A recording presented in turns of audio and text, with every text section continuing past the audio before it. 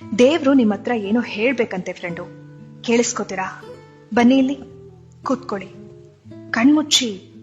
ಹಾ, ಈಗ ಕೇಳಿಸುತ್ತೆ ನೋಡಿ, ಗಮನ ಕೊಡಿ. ತಡ ಆದ್ರೂ ಎಲ್ಲವೂ ಸರಿಯಾಗೇ ನಡೆಯುತ್ತೆ. ನಿನಗೆ ಏನು ಬೇಕೋ ಅದೇ ನಡೆಯುತ್ತೆ. ನಿನ್ನ ಬದುಕಿನಿಂದ ಕೆಲವರನ್ನ ನಾನು ತೆಗೆದಿದ್ದೇನೆ. ಅವರಿಗೆ ನಿನ್ನನ್ನು ಪಡೆಯುವ ಅರ್ಹತೆ ಇರಲಿಲ್ಲ. ನಿನ್ನ ಪ್ರಾರ್ಥನೆ ನಾ ಕೇಳಿದ್ದೇನೆ, ಹಾಗೆಯೇ ಅವರಾಡಿದ ಮಾತುಗಳನ್ನು ಕೇಳಿದ್ದೇನೆ. ನೀ ಕೇಳಿಸಿಕೊಳ್ಳದೇ ಇರುವ ಸತ್ಯಗಳು ನನಗೆ ಕೇಳಿಸಿದೆ. ನಿನ್ನ ಬೆನ್ನ ಹಿಂದೆ ಅವರಾಡಿದ ನಾಟಕ ನೋಡಿದರೆ ಅಥವಾ ಸತ್ಯವೆಲ್ಲ ತಿಳಿದರೆ ನಿನಗಿನ್ನೂ ನೋವಾಗುತ್ತದೆ ಎಂದು ನಿನ್ನನ್ನು ನನ್ನ ದಾರಿಗೆ ಎಳೆಯುತ್ತಿದ್ದೇನೆ. ಕಷ್ಟ, ಅವಮಾನ, ನಿಷ್ಠೂರದ ಮಾತುಗಳೆಲ್ಲವೂ ನಿನ್ನನ್ನು ನಾ ಪರೀಕ್ಷಿಸುತ್ತಿರುವ ವಿಧಾನಗಳು. ಈ 4 ದಿನದ ಕಷ್ಟಗಳೆಲ್ಲ ಬದುಕಲ್ಲ.